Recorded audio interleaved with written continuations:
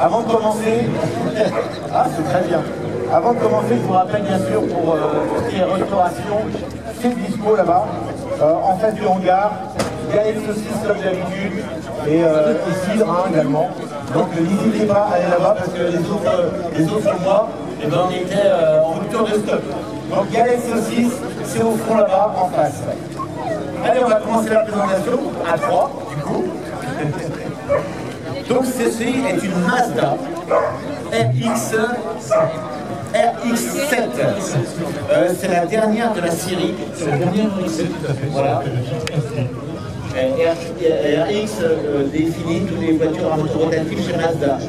C'est ça. D'accord. Alors avant de commencer la présentation de cette voiture, il est bien de rappeler quand même ce que c'est qu'un moteur rotatif. Et on va demander au public justement ce que c'est qu'un moteur rotatif.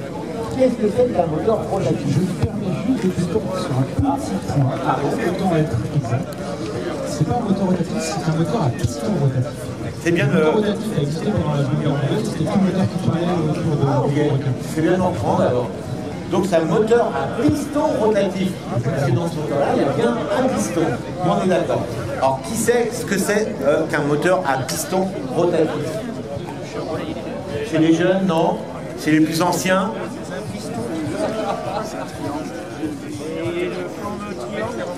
C'est bien, on a quelqu'un qui connaît. Est-ce qu'il y en a d'autres qui connaissent? Wankel, c'est bien, on a quand même des spécialistes. Et sur quelle marque a été intéressée par ces moteurs? Citroën. Et dessus? Et dessus, il y a l'Icura quoi encore? C'est vrai, très bien. Il y a eu une moto également, un moteur piston rotatif. Et donc Mazda, est-ce qu'on en a oublié? Je sens qu'on a oublié une. Bon, alors c'est quoi? Ah, c'est quoi ça? Non, c'est vrai. Ouais. Côté des messieurs, il faut que sorti ce sont des Américains qui sont intéressés au moteur Wankel. Mais bon. Alors donc on revient à Mazda. Mazda a été le dernier à produire des voitures à moteur à piston rotatif. Citroën, dans les années 70, a proposé des voitures qui s'appelaient M35, une espèce de coupé à mi-8, un moteur qui était prêté à des clients, location vente je crois, à des clients choisis par Citroën, hein, des gros rouleurs. Et après, ça a été monté sur les GS, les GS birotor. Et là aussi, on est arrivé avec la crise de 73, la crise du pétrole, pour ceux qui ont connu, plus d'essence. Et ces moteurs-là étaient vraiment gaspillaient beaucoup d'essence, consommaient, pardon, pas gaspillaient, consommaient beaucoup d'essence, notamment. Et donc, la crise du pétrole en 73 a mis un terme à la vente de la GS, un moteur birotor. C'était prévu sur la nouvelle CX qui sortait en 74, un moteur trirotor. Là, ça consommait encore plus. Et donc, ça a été abandonné au moment où la CX est sortie. Voilà. NSU a continué, lui, pendant quelques années, jusqu'en 77, avec la NSU Aero 80, qui était une très belle voiture, très luxueuse. Et là aussi, ça s'est arrêté, hein, parce que NSU déjà était dans le gouffre au niveau financier. Et Mazda, ça a été le seul à continuer. Alors Mazda, ils ont commencé à quelle époque? Très tôt aussi. Ils ont commencé très tôt, les premières études faites des années 60. Je me rappelle d'un modèle qui s'appelait la Cosmos. La Cosmos, c'est notre première voiture chez Mazda commercialisée comme moteur rotatif. Début des années 60. Une voiture très futuriste au niveau ligne, hein, cabriolet. Voilà. Et après, on a eu pas mal de voitures comme ça qui vont. Voilà. Ah, il y a eu un pick-up qui était vendu chez nous? Non, il est vendu au Japon. En France, on a eu que les RS7. Ah bien. En France, on a eu que les RS7. Par contre, il y a eu un pick-up qui s'appelle Mazda Recul. On a eu une grande routière entre guillemets, c'était la Cosmos Kudos. Ça date des années 90 aussi, avec un écran tactile. Est-ce que Mazda aujourd'hui construit toujours des moteurs à piston rotatif? Non, on continue d'utiliser. Je vais arrêter les études sur le moteur rotatif. Il a été annoncé une nouvelle R7 en hybride avec le moteur rotatif, mais qui ne servirait que pour la recharge. Il y a eu le RX8 aussi derrière qui est. Le RX8 a été en 2011. Ouais, donc après celle-ci, il y a une autre. C'est pas la dernière en fait. C'est pas la dernière commercialisée, tout à fait. C'est la dernière RX7, la R8 est une dernière. Ouais. C'est pas une dernière, avec des portes arrière un peu bizarres. Antagoniste. Antagoniste. Voilà, c'est le bon terme. Bon, on va parler de ce modèle-là parce que c'est ce modèle-là qu'on a sous les yeux aujourd'hui. Alors, il n'est pas en état concours, c'est vrai. Bon, c'est pas le problème. Ce qui nous intéresse surtout, c'est le moteur. Il faut savoir comment ça fonctionne. Donc, ce fameux piston rotatif. On connaît pour la plupart ici, connaissent les pistons traditionnels, on va dire, hein, classiques, les pistons qui montent et qui descendent, 2, 3, 4 cylindres, 5 cylindres, 6 cylindres, même plus. Par contre, celui-ci, ça n'a rien à voir. Le piston, lui, il tourne dans un logement triangulaire. C'est le piston qui tourne dans un ovale. D'accord. Est-ce que tu as une maquette pour que les gens comprennent bien? Voilà. Et regardez comment ça fonctionne. Regardez. En fait, sur les côtés, on voit peut-être pas ici, hein, il y a des, comment dire, des chambres. Il y a 3 chambres qui font les 3 côtés du triangle. Voilà. Et quand le triangle tourne, ces chambres se déplacent et passent alternativement sur les 4 phases du moteur 4 temps. Ça reste un moteur 4 temps. Il n'y a pas de soupape, hein, c'est juste des lumières, comme on dit. Comme sur un 2 temps. Comme sur un 2 temps, pour ceux qui connaissent. C'est un moteur 4 temps avec des lumières comme un 2 temps. Alors quel est l'intérêt de ce moteur par rapport à un moteur classique? C'est quoi l'intérêt? Je dirais que ça prend 20 passes. Le premier qui vient à l'esprit quand on regarde ce moteur-là, comme on sait comment il est fait, c'est qu'il y a très peu de pièces en mouvement, très peu d'inertie en fait. Un moteur atmosphérique classique, il y a beaucoup de pièces en mouvement, un vilebrequin, des bielles, tout ça, ça bouffe de la puissance. Hein, ça bouffe énormément. Là-dessus, la puissance, elle est pratiquement directe.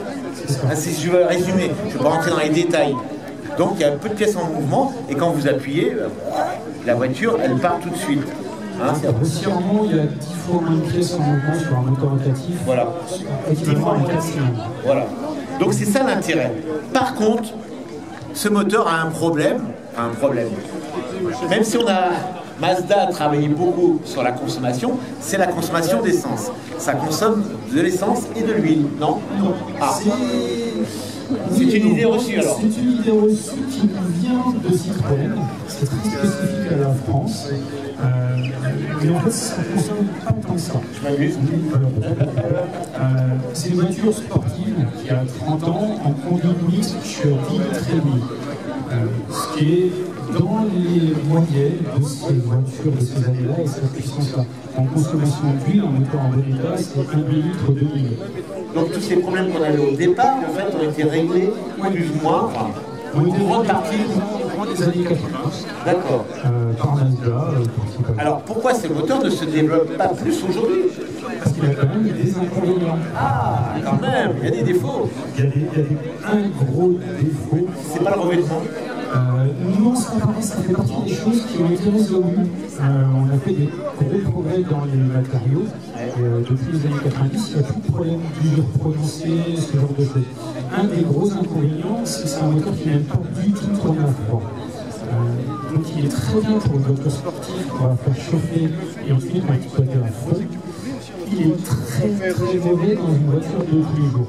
Ah d'accord. Et il s'use très vite si on utilise à froid. Donc et en l'espace de effectivement 80 à 100 km, c'est le chiffre qu'on voit.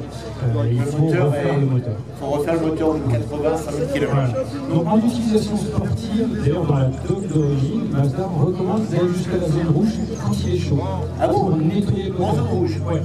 C'est très bon ce Sur moteur. une voiture classique, on évite. Hein, Exactement, c'est une des grosses différences. Il est D'accord. très heureux quand on est très haut dans les tours et qu'on tape dedans. Alors il faut dire aussi quelque chose aussi, c'est que Mazda a été le premier constructeur à gagner les... J'ai entendu par là, je sais pas qui. Les 24 heures du Mans, c'était en quelle année? C'est vieux déjà. En 1991, exactement. Bien avant Toyota. Et ils ont gagné avec quoi? Quel type de moteur? Un moteur rotatif. Ils ont eu de la chance. C'était la dernière année où les moteurs rotatifs étaient acceptés au Mans. Ils ont gagné. Ce n'étaient pas les plus rapides, mais ça a été les plus fiables cette année-là. Voilà, donc Mazda est le seul constructeur aujourd'hui à avoir fait gagner les 24 heures du Mans en sport proto, donc, avec un moteur. Elle avait un son super cette voiture-là. Hein? Elle avait un son magnifique. Qui c'est qui se rappelle de cette voiture au Mans? Le son qu'elle avait. Parce que ces moteurs-là avaient un son, mais alors, qui déchirait les oreilles. Certains n'aimaient pas, mais moi ça me plaisait beaucoup. Voilà, petit rappel, petite parenthèse pour ce moteur à piston rotatif. Donc, ce moteur, on peut le voir. On va détailler la voiture, mais c'est vrai qu'on est un peu intéressé par la motorisation. On va voir que c'est un moteur assez compact quand même si là ça ne apparaît pas. Il y a beaucoup d'accessoires autour, mais on va dire que le bloc en lui-même est très petit en fait. Hein. Ouais, c'est très petit. Alors au niveau des cylindrées, ça correspond à, pour un moteur Atmo, à quelle cylindrée? Alors, la cylindrée brute, c'est un litre 3, c'est équivalent thermiquement à un 2 litres 4. Un 2 litres 4. Oui. D'accord. Donc un moteur assez puissant. C'est un moteur assez puissant. Donc au niveau des chevaux, 245. Les sorties avec 245 chevaux. 245 chevaux, ça commence à faire pas mal. Pour la petite histoire, l'objectif c'était de concurrencer la 911, et c'est la concurrente directe pour Mazda à l'époque de la 911 bleue qu'on a là-bas, qui a présenté la traversée de Rennes. Qui n'a rien à voir pour un 911 avec le moteur à l'arrière et le moteur avant. Tout à fait, mais au niveau des performances, l'objectif de Mazda, c'était de concurrencer la 911. Et on est dans des performances équivalentes. Au niveau du poids, enfin, je crois que c'est marqué hein, là. On va dire aux alentours des tonnes. D'accord, ça paraît pas quand on voit la voiture. On pense à une petite voiture de sport sympa, mais non, c'est beaucoup plus rapide qu'on le croit. Je vois les performances sur circuit, 260 km/h. J'ai regardé à 2 fois quand même. C'est vraiment ça. La vitesse de pointe, c'est 260 km/h. J'ai déjà fait mieux dans la configuration. Je suis allé en Allemagne. Oui. J'ai fait 265 km/h. J'ai dû lever le pied parce que. L'autoroute allemande, attention. Oui, Présent en France. Voilà. D'accord. Et la vitesse officielle, mais Tu l'as monté à 265. 265 km/h. J'ai dû lever le pied parce que l'arrière s'est incliné un peu. Ouais. D'accord. C'est impressionnant. Je ne pensais pas que les performances de cette voiture étaient aussi impressionnantes en fait. Voilà. Côté motorisation, c'est ce qu'on appelle un birotor. Donc il y a 2 rotors et il y a 2 turbos. On n'est jamais arrivé jusqu'au tri-rotor chez Mazda. Si, justement sur la Cosmos Pseudo, c'était un tri-rotor. D'accord. Alors plus on augmente le nombre de leur rotor, plus on augmente aussi un peu la cylindrée. Oui. Voilà, on est d'accord. Là, on est bien sur un tri-rotor. Oui. D'accord. Ok. Est-ce que ça vous parle, le public, cette voiture? Hein, c'est des voitures assez... Mais bon, on a toujours, je pense, en France notamment, cette phobie du moteur rotatif. C'est pas fiable, ça consomme, c'est ce que je disais tout à l'heure, alors que finalement, c'est relativement fiable. Bien utilisé, oui, j'ai fait 50 000 km, 50 ou 60 000 depuis que je l'ai, avec principalement la piste, elle est très heureuse. Elle est de quelle année celle-ci? 93. Elle fait ses 30 ans ce mois-ci dans quelques jours. Et ben voilà, tu vois, on la présente. Alors on a l'intérieur. Alors les poignées, regardez, c'est original. Dans le montant de porte. Alors tu as mis des baquets. Oui. Ouais. Bien plus pratique pour la piste. D'accord. Alors je ouvrais la porte gauche, mais c'est pas la porte gauche qu'il faut ouvrir. C'est la porte. Tu te rends compte. Ouais, mais tu sais, moi je fais du temps. Je suis plus tout jeune. Hein. Là je me serais assis, je dis mince, il n'y a pas de volant. Non, quand même il y a un volant quand même. Alors pourquoi ces voitures-là, la plupart, je crois que la plupart, on est conduite à droite et pas conduite à gauche? Est-ce qu'il y a une raison à ça? Celle que je vois. À gauche. C'est juste qu'il y en a eu très peu qui ont été vendus en France, en Europe. En France, en Europe, en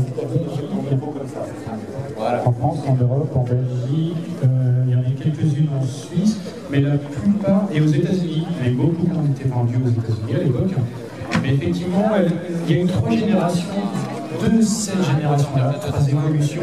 Il n'y a que la première évolution qui a été vendue à l'international.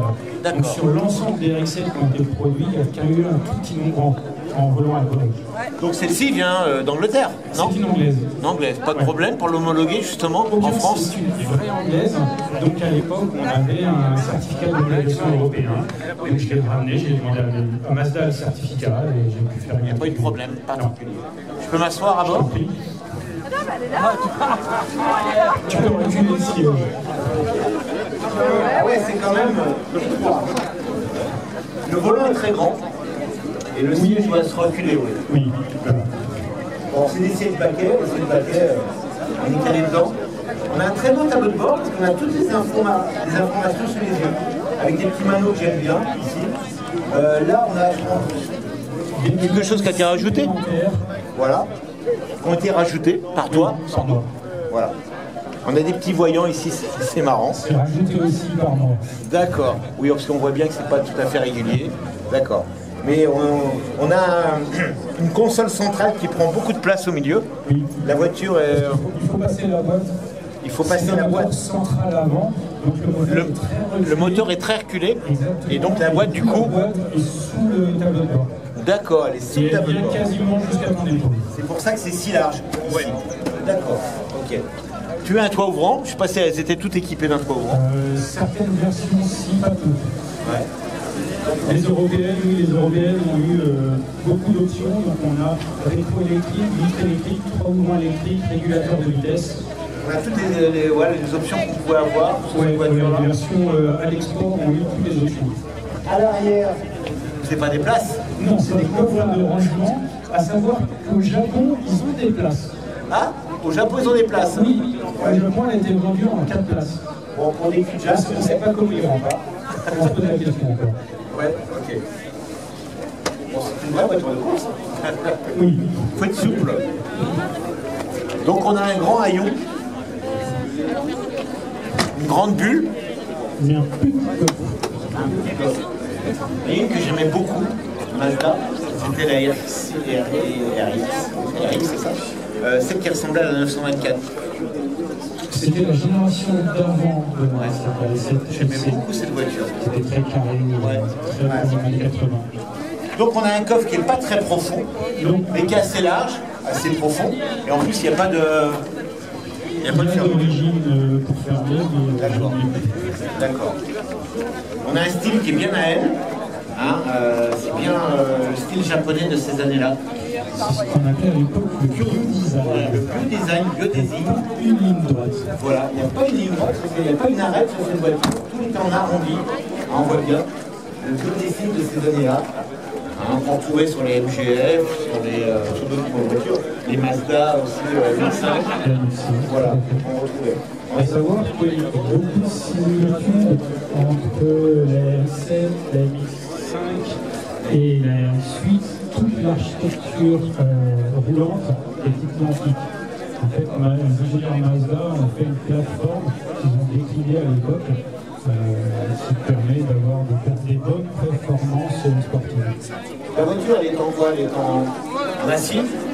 Elle est en acier avec les ouvrants en aluminium. Donc le capot et le coffre sont en alu. Les portières restent en acier. Sont en acier. Bon, il faudra t'en occuper quand même de ta voiture, parce qu'elle commence quand même à être Oui. Sérieusement. Ça va être en France, c'est stabilisé. Il faut la restaurer. J'attends d'avoir les moyens peut-être, je sais pas. C'est ça. J'ai acheté une maison il n'y a pas longtemps. T'as d'autres priorités pour l'instant. J'ai des priorités, notamment de faire un atelier pour pouvoir m'occuper de la voiture. Il faut la remettre dans son état d'origine. Voilà. Comment on l'a trouvé, messieurs, dames, cette voiture, hein, les amis? Une voiture assez originale. Bon, elle ne présente pas bien parce qu'elle est les moteurs mais c'est une voiture que vous verrez vraiment pas tous les jours. Hein, c'est quand même un moteur à piston rotatif. Je sais ce que je dis maintenant. Ça reste des moteurs assez marginaux. Hein. Et Mazda a continué à fabriquer ses moteurs. On espère qu'un jour, ils ressortiront un moteur à piston rotatif. On espère, on verra bien. La conduire, je sais, ça part en appui et ça part comme une vache. Voilà. On a beaucoup de voitures à présenter aujourd'hui, donc il ne faut pas que je parle trop. J'ai mon acolyte qui va être par là. J'ai perdu, Brice. En face de moi. Il est là, voilà, Brice. Alors, pour ceux qui n'ont pas suivi, hein, Brice, hein, il va me remplacer quand je serai absent. Ça arrivera 2 fois cette année. Voilà. On va te laisser repartir. Vous pouvez l'applaudir, mesdames et messieurs.